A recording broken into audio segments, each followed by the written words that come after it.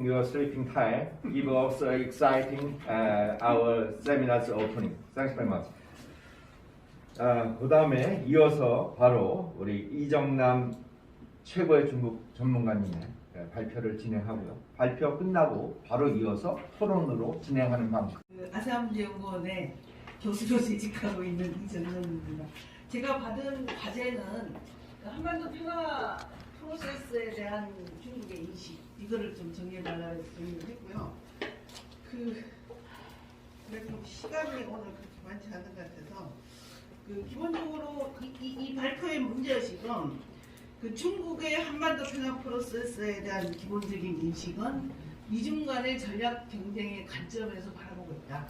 특히 미중 간의 전략 경쟁의 관점에서 자국의 이익이 어떻게 관철시킬 것인가라는 기본적인 출발점에서 한반도 평화 프로세스를 바라보고 있고 이 한반도 평화 프로세스가 어떻게 진행되는가에 따라서 향후에 재편되는 동북아 질서에서의 중국 이성과 역할 이런 것들이 중요한 영향을 미칠 것으로 판단하고 있다. 뭐 이 정도로 해서 출발점 문제의식을 가지고 출발을 하고 있습니다. 그래서 제가 이제 시범을 다 쓰겠습니다. 어쨌든 중국이 기본적으로 한반도에 어떤 전략적 이익을 가지고 있는가? 그러니까 우리가 홍콩이나 마카오나 이런 티벳이나 신장 이런 거에 대해서는 중국은 이제 코어 인터레스트, 핵심 이익이라고 본다면은 한반도에 대해서는 이제 관치를 이렇게 영어로 하면 임포턴트라고 번역을 하더라고요. 어쨌든 굉장히 코어는 아니지만은 일반 이익과는 다른 상당히 중요한 중요 가진 사항이다 이런 표현을 쓰는데 이 역대 이래로 중국은 한반도를 유사이대로 역사적으로 한반도를 자국의 국익과 안보가 충분히 보장하는 데 있어서 굉장히 핵심적으로 전략적인 지역이고 따라서 자국의 국익과 안보가 충분히 보장되지 않은 조건에서 한반도에 대한 영향력을 포기하거나 정세의 변화를 수용할 가능성이 없다, 희박하다. 라는 이제 기본적인 생각이고요. 그래서 한반도 상황을 중국의 국력으로 힘으로 충분히 통제할 수 있는 범위 내로 이끌도 최선을 다하는 외교를 지속적으로 해오고 있다라는 기본적인 주장입니다. 그래서 신중국 건설 이후에도 마찬가지였다. 특히 이제 중국이 이 경제 발전과 중국의 부상 과정에 따라서 자국의 정체성을 어떻게 설정하는가에 맞추어서 대한반도 정책에 일련의 변화가 있었는데 그 기본적인 출발점은 한반도 내에서 어떻게 하면은 영향력을 강화하고 한반도를 중국의 영향력권의 범위 안에 둘 것인가 이게 출발점이었다고 볼 수 있을 것 같고요. 그래서 냉전 체제 하에서는 이제 기본적으로 중국이 힘이 없었기 때문에 지정학적이고 전략적 완충지대로서의 자국의 지정학적 영향력을 최대한 실현하는 방어적 형태의 정책을 띄고 있습니다. 특히 이제 한미동맹에 대해서 북한을 지켜내는 데 이제 초점을 그런 정책의 형태를 띄고 있었다라면은 계획개방 이후에 중국이 이제 서서히 국제사회로 진입하기 시작하면서 한중수교를 통해서 북한뿐만 아니라 한국까지도 어떻게 영향력을 강화해 갈 것인가를 생각하기 시작했다라는 거죠. 그래서 1992년은 어떤 전략적인 관점에서 보면은 이제 북한뿐만 아니라 남한까지도 영향력권으로 영향을 확대하는 그런 어떤 관점에서 한중수교가 판단했다고 볼 수 있고 추진됐다라고 볼 수 있고 그래서 이 한중수교를 통해서 기본적으로 이 한반도에서 미국과 일본의 어떤 안보의 영향력이나 이런 역할을 이제 추동해내는 그래서 중국의 영향력을 이 지역에서 강화시키는 하나의 중요한 전환점이 될 수 있는 그런 판단을 했다. 이 정도로 보시면 좋을 것 같고요. 타이완 문제는 결정적이고 중요한 문제는 아니라는 생각이 듭니다. 그 다음에 이제 그 다음에 한반도 문제에 대해서 이 한중 수교 이후에 중국의 어떤 한반도에 대한 정책은 일정 정도 성공했다고 생각합니다. 그 결정적으로 중요한 이유는 그러니까 북한이 어떤 국제사회로부터 고립 속에서 일방적으로 중국에 의존하는 구조를 형성하고 있었고 한국도 이제 빠른 속도로 한중 경제 교류가 강화되면서 한국이 중국에 대한 경제적 의존도가 강화되면서 일정 부분들은 중국이 한반도 전체에 대한 영향력을 강화하고자 하는 어떤 정책적인 시도들은 성과를 냈다 이렇게 볼 수 있을 것 같고요. 이걸 좀 옮겼으면 좋겠어요. 그럼 이렇게 가져올 수 있나?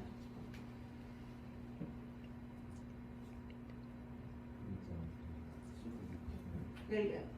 그래서 이제 그 기초가 유지되다가 시진핑 정권이 일어나면서 아시겠지만 시진핑 정권의 등장은 중국의 이렇게 국가 대전략이나 안보 정책이나 대외 정책 전반에 이제 패러다임의 전환에 문을 제공하게 되는데 이 시진핑 정권이 등장한 이후에 이제 한반도 정책을 둘러싼 중국의 3차례의 일정한 저는 이렇게 그 대논쟁이 있다고 생각을 합니다. 그것이 출발점은 과거 북한 위주의 이제 대한반도 정책에서 한국까지 적극적으로 끌어들여서 그러니까 북한과 한국을 나란히 두고 필요하다면 한국을 북한이 상대적으로 병시되더라도 한국을 적극적으로 끌어들여서 중국의 영향력권 안에 두면서 한반도 전체의 영향력을 강화하고자 하는 그런 어떤 정책적 구상이 있었는데 그 과정에서 북중 관계가 악화되고 그러면서 일정하게 한중 관계는 성과를 거둔 듯 하지만은 결과적으로는 한국의 사드 배치와 함께 다시 한번 이제 한중 관계가 악화되면서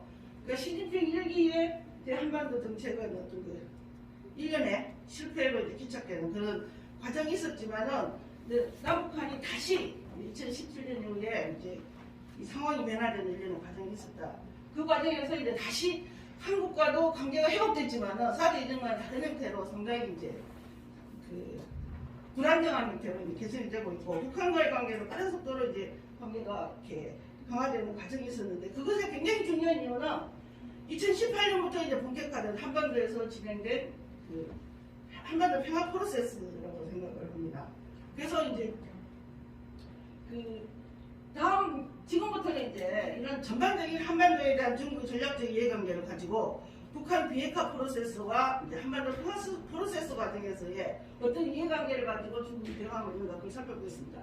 우선 북한 비핵화 프로세스의 중국의 인식과 내용을 살펴보면요. 비핵화 문제에 대한 중국의 기본 목표부터 간단하게 살펴보겠습니다. 중국의 북한 비핵화에 관한 기본적인 시각은 한반도 비핵화 및 북한 체제의 생존과 중국으로부터 이탈의 방식이 기본 목표라고 할 수 있을 것 같습니다. 그러니까 그 한반도의 비핵화란 북한 비핵화의 문제를 한반도의 비핵화라는 그런 평화 정착이라는 관점뿐만 아니라 중미 간의 이제 한반도 영향력 경쟁이라는 관점에서 바라보고 있고 따라서 북한 핵 문제를 해결함과 동시에 북한 체제 생존 그 다음에 북한에 대한 중국의 영향력 역할을 막아야 되는 그런 과제를 동시에 안고 있다는 거죠. 그런 점에서 중국은 이 두 가지 변수, 즉 북한 문제 해결과 북한 체제 생존, 중국으로부터 이탈 방지라는 이런 어떤 목적을 동시에 고려해야 되기 때문에 국제사회로부터 지속적으로 북한 비핵화 과정에서 이런저런 압력을 해법을 놓고 압력을 받고 있음에도 불구하고 동시에 또 어떤 그 유엔의 대북 제재기구나 이런 데 참여하면서도 동시에 또 마크에서는 북한을 지지 지원하고 그 제재에 대해서 이렇게 모호한 그 어떤 그 완화된 태도를 취할 수밖에 없는 그런 어떤 그 모습들을 쭉 보여왔다고 생각합니다. 특히 이제 중국은 2018년 한반도 평화 프로세스 과정에서 중국에 나타나는 굉장히 중요한 어떤 그 우려 상황 중에 하나가 한반도 평화 프로세스가 남북미 중심으로 진행이 되는 과정에서 이렇게 북한이 중국으로부터 이탈해서 친미화되면은 한반도 전체의 영향력을 잃을 수 있다라는 그런 우려 상황 등이 2018년, 19년대 굉장히 그 중국 내에서 많이 이제 제기가 된 것 같고 그 과정에서 빠른 속도로 북중 관계를 강화하는 중요한 어떤 요소가 된 것 같습니다. 그렇다면은 중국은 북한 체제 생존과 이 두 가지, 그 다음에 중국으로부터 이탈 방지, 그 다음에 북한 비핵화 이 딜레마 속에서 어떤 것에 우선순위를 두려고 하는가? 이게 상당히 이제 굉장히 우리가 근본적으로 질문해볼 수 있는 어떤 그 질문 사안이 될 수 있는 건데, 중앙일보에서 그 2020년도 1월달에 발표된 그 중공 중량 문건을 이수해서 그 문건에서 발표된 내용을 보면은 중국의 어떤 그 북핵 문제 해결에 관한 로드맵을 굉장히 잘 나타내주고 있는 것 같습니다. 중국의 그 숨은 의중을 잘 나타내주고 있는 것 같은데, 그 내용을 보면은 북한이 적극적으로 핵무기를 포기 안 하도 되며 단지 앞으로 새로운 핵심을 계속하지 않는다는 것을 행동으로 보여줄 때 중국의 대북 지원이 즉각 증강된다는 답보를 해줄 것이다. 담보를 해줄 것이다. 이런 얘기가 있었고요. 또 조선이 북한이 제재에서 벗어난 몇 해 이후부터 첩보니 무례에게만 점차 계획을 실시하며 최종적으로 조선반도의 비핵화 요구를 실현하는 것을 요구하고 있다. 기본적으로 북한이 북한에서 핵폐기가 되는 걸 원하긴 하지만은 북한 체제의 생존과 북한의 중국으로부터 이탈을 방지하기 위해서는 점진적이고 단계적인 해결 방식을 주장하면서 북한 핵폐기를 장기적인 과제로 미룰 가능성이 있다는 것을 이제 보여주고 있다는 거죠. 그런 관점에서 이제 이 중국의 로드맵을 가지고 있다라고 보여주고 뚫을 수 있을 것 같고요. 그렇다면 구체적으로 그런 것들을 중국 어떤 식의 어떤 북한 핵 문제에 대한 구체적인 해법을 제기하고 있는가. 그래서 이제 기본적인 큰 그 관점은 중국이 어떤 식으로도 주도적 역할을 해야 되고 그 다음에 점진적이고 단계적인 해결을 주어야 된다는 게 이제 시각을 가지고 있다는 게 제 생각입니다.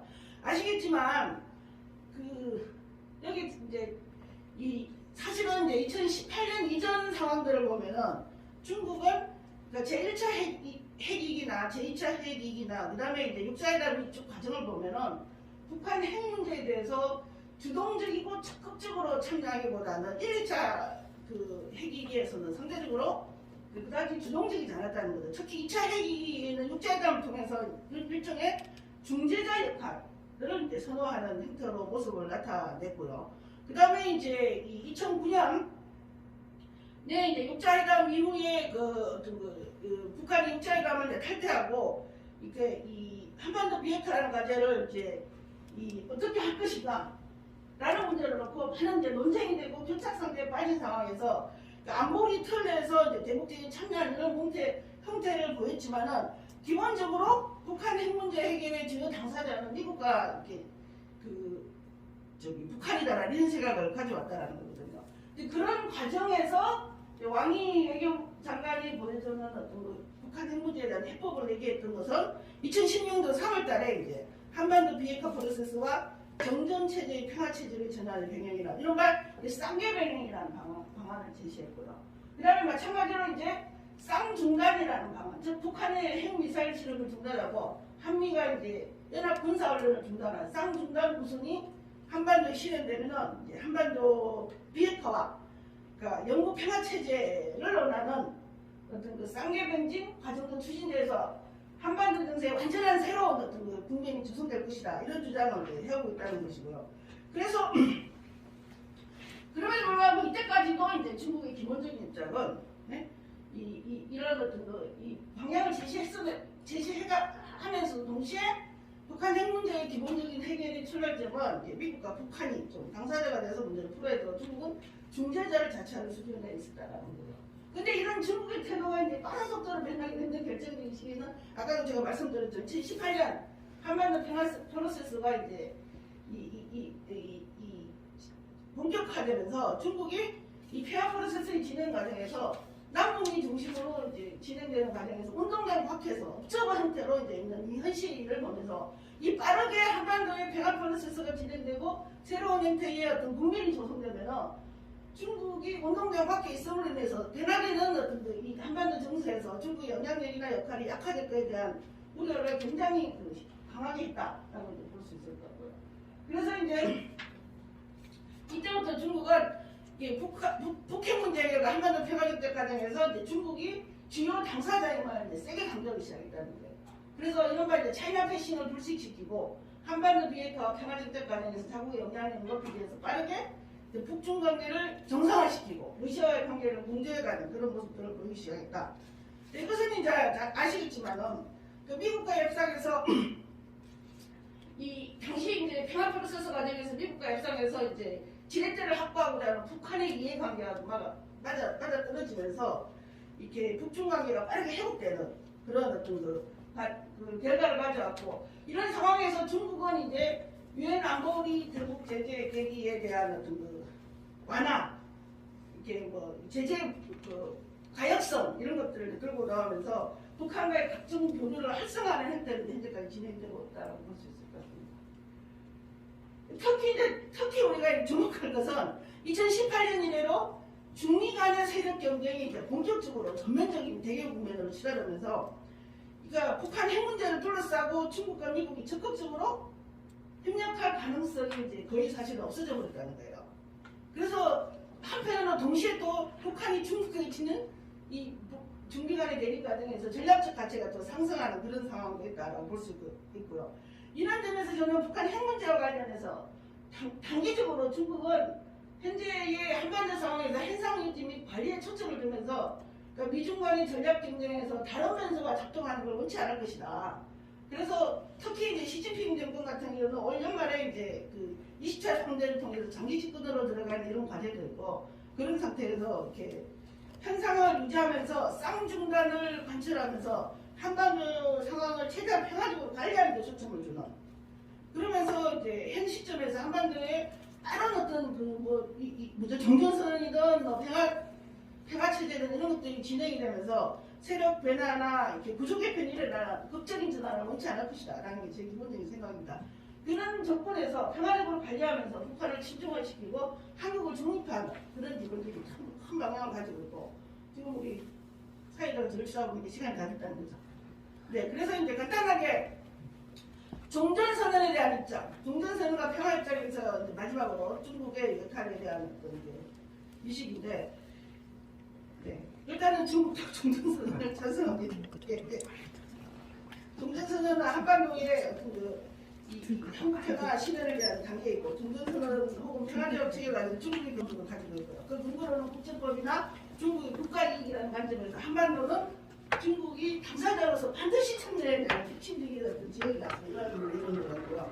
그래서 종전선언을 통해서 특히 이제 재밌는 거는 중국의 그 2021년 12월 3일에 신천 이 방송에서 나온 그 인터넷 사이트에 있는 글을 보면은 특히 이제 미국이 일본, 호주, 한국을 비합해 인태 전략을 만들어서 중국을 억제하는 상황 속에서 중국이 한반도 상황에 적극 참여하는 것은 아태 정세를 지렛대 삼아 미국의 인태 전략에 맞설 수 있는 카드이기도 하다. 그러니까 이 구체적으로 한반도 정세에 개입하는 것은 중국이 미국의 동맹 전략을 무너뜨리는 하나의 카드로서 일본과 호주가 이미 완전히 미국 쪽으로 기운 상황에서 한국을 하여금 어느 정도 중립을 유지하게 만들거나 혹은 최소한 인태 전략에 참여 및 대만 개입을 망설이게 할 수 있는 그런 어떤 의미가 있기 때문에 종전선언 과정에서 중국이 적극적으로 참여해서 남북한과 이렇게 협력하고 일정한 역할을 해야 된다. 뭐 이런 얘기들을 이제 중국 방송 언론에서 하고 있다는 거고요. 그리고 평화체제 구책은 이제 기본적으로 중국은 쌍중단, 쌍중단을 얘기하고요. 그다음 북한이 분명한 핵폭력을 약속하고 무사일 발전을 동결시키고 부산국 국제사회 대북제재 요구를 해제하는 이런 방법이고요. 그다음 셋째는 남북미중이 평화체제 협상 과정을 적극推动함으로써 평화체제 구축 프로세스를 과정을 동시에 선언하는 것이고 뭐 이런 과정으로 본다면 현재는 1단계, 2단계 정도까지는 대부분 와 있기 때문에 그러니까 그런 인식하에서 지금 이제 중국이 대북제재 개량 가역조항이라든지 완화를 주장하고 러시아와 중국이 일정하게 이제 유엔이나 국제무대에서 북한에 대한 어떤 제재 완화 이런 걸 주장하는 걸 볼 수 있습니다. 그다음에 마지막으로 한반도 평화체제의 궁극적인 형태로 동북아시아의 가장 안보 공동체의 형성이라고 중국이 생각하는 것 같아요. 그런 점에서 우리 정부도 문재인 정부가 2018년 8월 15일 광복절 축사에서죠. 단기적으로 동북아 자주안보 협력체 구상을 제시한 바가 있습니다. 여기에서 이런 점에서 중국은 그동안 오랫동안 육자회담의 기본적인 어떤 행위체를 중심으로 해서 동북아 지역의 다자 협력체 구상들을 쭉 얘기해왔고 그런 점에서 우리와 한국 정부와 중국이 궁극적으로 다른 것 같지는 않습니다. 다만 여기에서 이제 쟁점이 되는 것은 한반도 지역에서 이제 조합미군의 존재, 한미동맹이 가는 부분입니다. 거기에서 중국이 보여주고 있는 각종 자료들을 보면은 어쨌든 북한 핵 문제가 완전히 해결되고 한반도의 평화체제가 서서히 구축되가면은 그 조합미군이나 한미동맹은 일정부분 수명을 다했다. 조합미군 철수했다. 이런 논의들이 나오고 있다는 것이고 아마 그게 가장 장기적으로 큰 평화체제 형성 과정에서 쟁점이 될 수 있는 현안인 것 같습니다. 그래서 제 생각은 한반도 비핵화 평화 프로세스는 바로 중미 간의 경쟁관계 틀 내에서 실제 작동하고 있고 남북 간의 관계로서 남북 관계도 굉장히 중요한데 중미 간의 전략 경쟁이 나는 경쟁관계 틀 내에서 작동되고 있다라는 기본적인 전제이고요. 그래서 2018년도에 이 미중 간의 전략 경쟁이 본격화되면서 한반도 평화 프로세스와 이제 비핵화도 직접적으로 저는 영향을 받고 있다고 생각해요. 그래서 사실은 그 한반도 평화 프로세스의 추진이 추동력을 발휘할 가능성이 굉장히 높지 않다. 현 시점에 놓고 볼 때. 미국도 내부 사정이 복잡하고 중국도 내부 사정이 복잡하고 그런 점에서 이 중국은 이제 쌍중단이나 이렇게 쌍계 병행을 이시하고 있지만은 제시하고 이제 비핵화 과정에서 이제 그 평화 체제와 비핵화 평화 체제 형성 과정에서 중요한 당사자의 역할을 하고자 하는데 분명히 평화 프로세스의 추진 과정에서 중국은 미국과 마찬가지로 간과할 수 없는 협력 대상이라는 것은 잊어서는 안 된다고 생각을 합니다. 그럼에도 불구하고 그러니까 이 철저하게 자국의 국익의 관점에서 한반도요 남북한에 대한 그다음에 한반도에 대한 국익의 관점에서 평화 프로세스를 바라보기 때문에 그러니까 우리가 뭐 관계를 원적으로 잘 푼다고 해서 그러니까 호의적으로 뭐 이렇게 이런 온정이나 여행이란을 바라는 그런 시각에서 접근할 것이 아니라 중국이 그 평화 프로세스를 둘러싼 그 자국이 구성하는 팽창한 무기 계산이 뭔가를 대응을 하면서 우리도 거기에 걸맞는 대응을 해봐야 된다. 그런 점에서 현재는 저는 그 평화 프로세스의 추진에 있어서는 대외적 관계로는 아주 좋지 않다는 제 생각이 있습니다. 이영남 교수님 좋은 발표 잘 들었고요. 이영남 교수님 국정교에서부터 지금까지 같이 꾸준히 열심히 잘 해주셔서 많이 배우고 있습니다. 그 다음에 평론으로 바로 하면서 마쳐가기로 해서요. 서울대 전여성 교수님은 이 관련 책을 워낙 많이 쓰고 이 분야를 국제정치적 입장에서 연구를 해오시고 남북한 문제적으로도 연구를 해오셨기 때문에 아주 좋은 코멘트와 또 새로운 좋은 얘기가 있을 걸로 생각합니다. 시간 충분히 쓰셔도 됩니다. 네, 감사합니다. 저는 서울대 정치외교학부에서 재직하고 있는 교수입니다. 이 중국 발표라 우리 김진호 회장님께서 코멘트를 하시면 훨씬 더 좋을 것 같은데요. 제가 어떻게 맡게 되었고 라는 기본적인 문제이고요. 그래서 2018년도에 이 미중 간의 전략 경쟁이 본격화되면서 한반도 평화 프로세스와 이제 비핵화도 직접적으로 저는 영향을 받고 있다고 생각해요.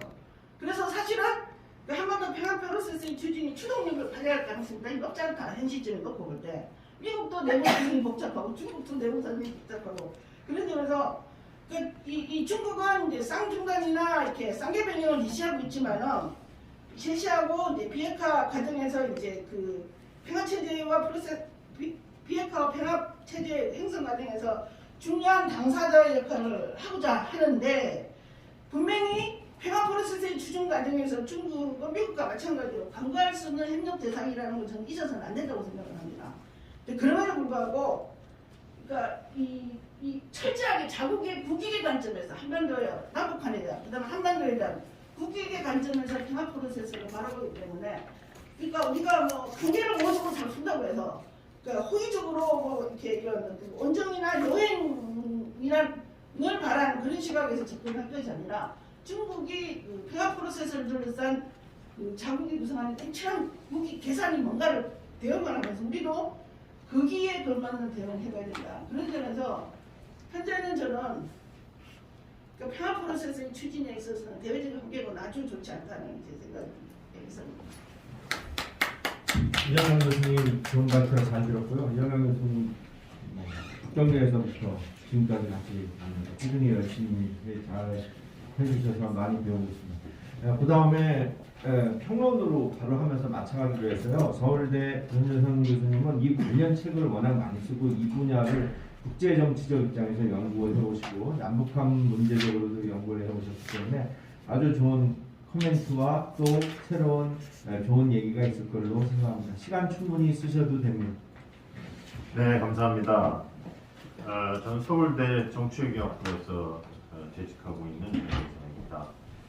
이 중국 발표라 우리 김진호 회장님께서 코멘트를 하시면 훨씬 더 좋을 것 같은데요. 제가 어떻게 맡게 되었고 자료를 보시면 아시겠지만 우리 이정남 박사님께서 굉장히 포괄적으로 지금 아주 중요한 이슈인 그 중국의 북한에 대한 전반 대응 전략 그리고 평화 체제에 대한 입장을 아주 잘 설명을 해주셨습니다. 자료를 꼼꼼하게 다 읽어보시면 참 좋을 것 같고요. 특히 두 가지 점이 가장 강조가 되었는데 첫 번째는 지금 한반도 평화 체제나 북핵 문제가 중국의 입장에서 볼 때 결국은 미중 간의 전략 경쟁의 틀에서 비춰지고 있다. 예전에도 그런 경향이 있었습니다만 2018년 그 트럼프 정부 들어서고 나서 1차 미중 정상회담하고 난 다음에 이제 무역 경쟁이 본격화되는 그 시점과 중국의 한반도 전략이 변화하는 시점이 맞물려 있다는 굉장히 중요한 지적을 해주셔서 앞으로 전체적으로는 미중 간의 대립과 경쟁이 더 심해질 것으로 우리가 보기 때문에 그런 면에서 그 앞으로 한반도 평화 체제를 둘러싼 환경에 대해서는 낙관하기가 굉장히 어렵다라는 아주 합리적인 비관적이긴 하지만 그런 진단을 해주셨고요. 두 번째는 역사적인 관점에서 중국이 한반도를 어떻게 보고 있었는지에 대해서 아주 그 흥미로운 1차 문헌이랄까 그 언급들을 인용을 해주셔서 저한테 이제 중국의 비전문가들이 볼 때 아주 핵심을 찌르는 중국의 한반도관에 대한 논의를 해주셨다고 생각이 듭니다. 상당히 많은 이슈를 커버를 해주셨는데요. 그냥 추가적으로 저는 몇 가지 질문을 좀 여쭙고 싶은데 뭐 상당히 궁금한 게 사실 많죠. 요즘에 중국 문제도 그렇고요, 북한의 노선도 그렇고.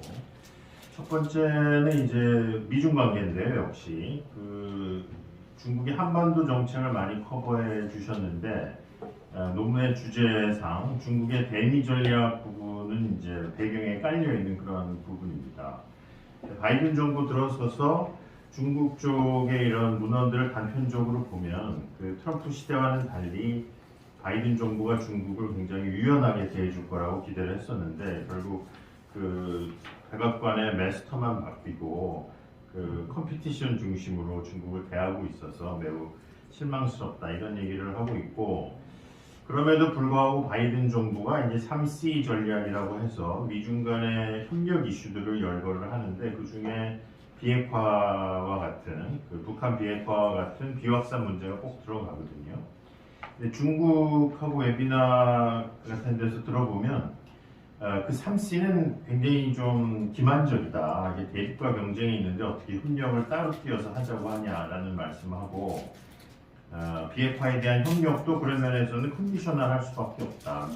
미국이 중국에게 하는 전체적인 전략의 기조를 봐가면서 북한에 대한 협력도 할 것이다라고 얘기하고 있기 때문에 과거에 그 미중의 협력 이슈로 비핵화를 상당히 자연스럽게 상정해왔던 것과는 다른 기조가 중국에서 있는 것 같아요. 따라서 그런 미중 관계의 최근 변화에 비추어 볼 때 이 비핵화에 대한 중국의 협력 의지, 특히 미국에 대한 그것이 바뀌고 있다고 느끼시는지 말로는 비핵화 목적을 공유한다고 얘기할 수 있어도 실제적인 여러 가지 정책 내용이 달라질 수도 있기 때문에 그것을 중요한 변화로 봐야 될지 하는 게 첫 번째 궁금했던 상황이고요.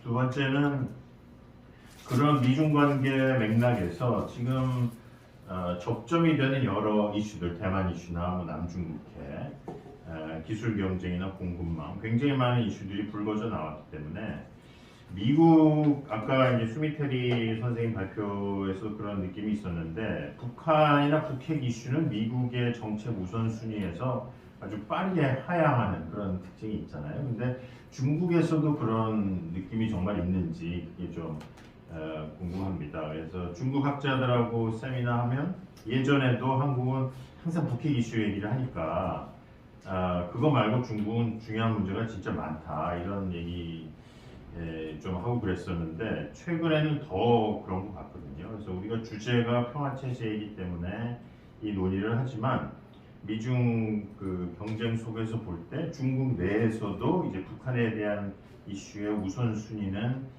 하락하는 그 경향이 있다고 볼 수 있을지 하는 것을 좀 여쭙고 싶고요. 그 다음에 그렇게 봤을 때 미중 관계가 점차 악화된다는 거를 뭐 단기적으로는 전제로 했을 때 중국의 북핵 전략인데 지금 이제 여러 가지 원칙과 전개 과정을 설명을 해주셨는데 아까 2018년 그 1년간의 평화 프로세스 동안 중국이 방관자나 운동장 밖에서 이제 주도자로 들어오셨다고 했는데 사실 또 하노이 이후에는 그 프로세스가 거의 다 망가져 있기 때문에 중국이 그 주인공이나 안으로 들어올 여유는 별로 없었던 것 같아요. 그래서 앞으로 중국이 할 수 있는 북핵과 북한 문제에 대한 정책 방향이 무엇인가 하는 게 이제 궁금한데 북한이 올해 들어와서 이제 하고 있는 많은 그 담론이나 행동들을 보면 미국이나 한국하고의 협상보다는 이제 경제 총력전과 무기 개발 또는 뭐그 주변 환경에 대응할 수 있는 군사력 증강 이런 거를 추구하는데 그건 이제 비단 미국과 한국뿐만 아니고 동북아 전체가 그렇게 변해가고 있기 때문에 북한도 무기 개발을 할 충분한 명분이 있다.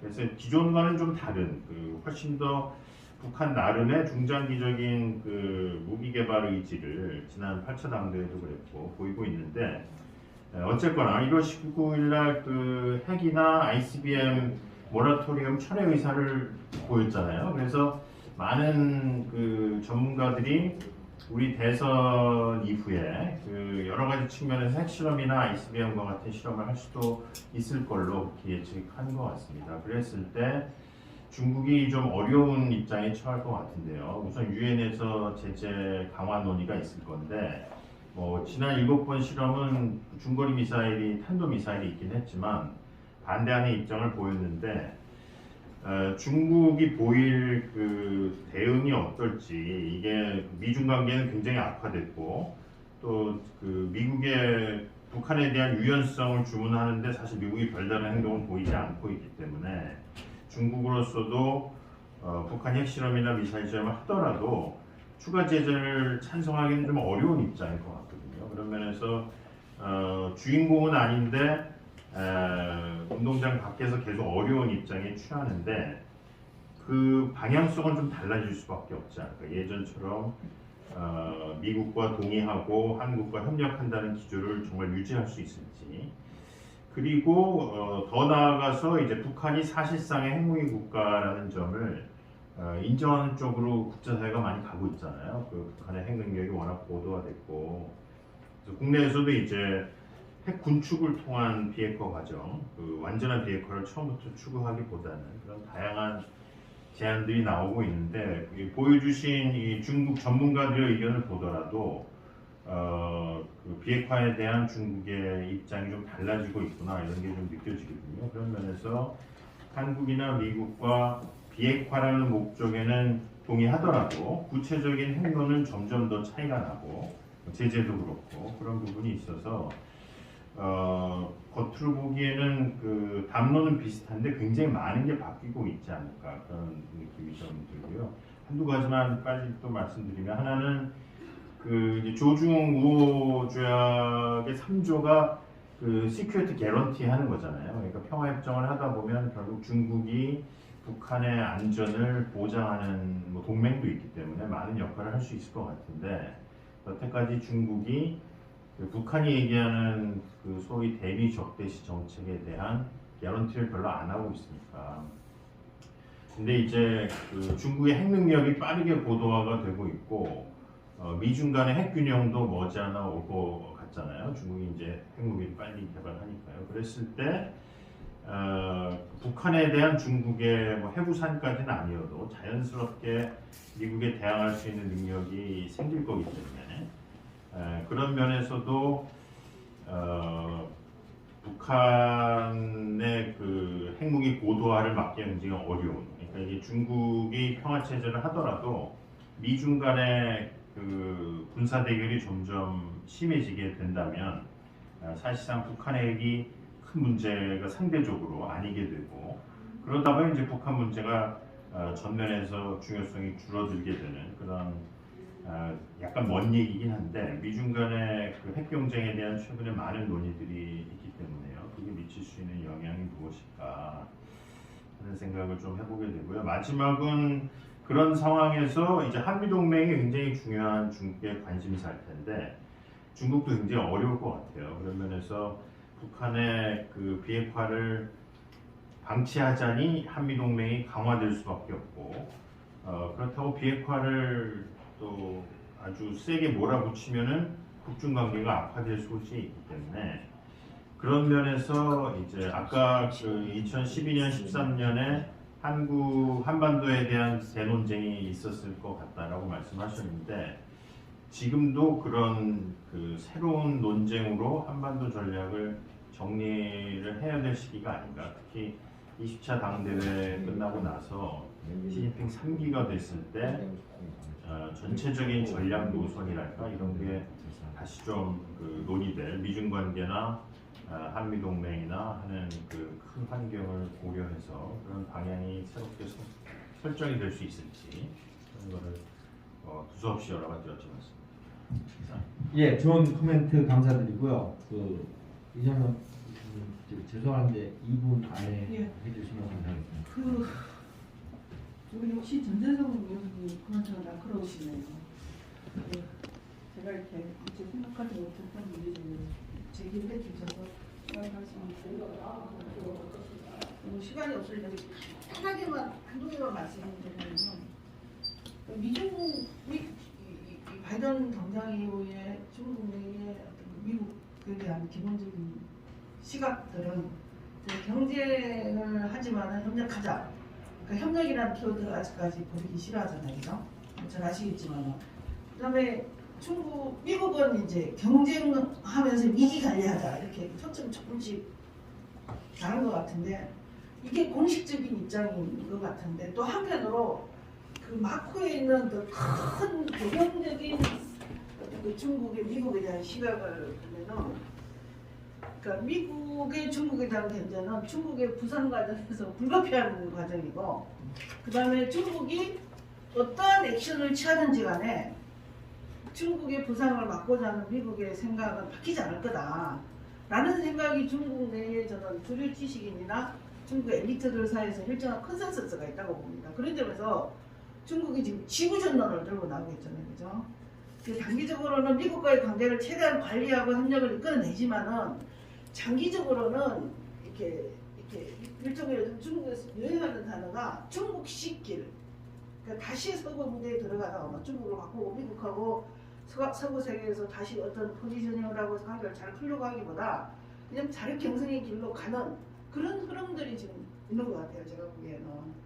그런 관점에서 놓고 이렇게 볼 때 그러니까 미중 관계의 큰 틀은 제가 보기에는 최대한 그 관리를 하고자 하겠지만은 불가피한 대립 같은 관계라는 걸 인정을 하면서 장기전에서 살아남을 수 있는 어떤 중국의 기본적인 어떤 전략적 구상들이 나오지 않을까라는 생각이 들고요.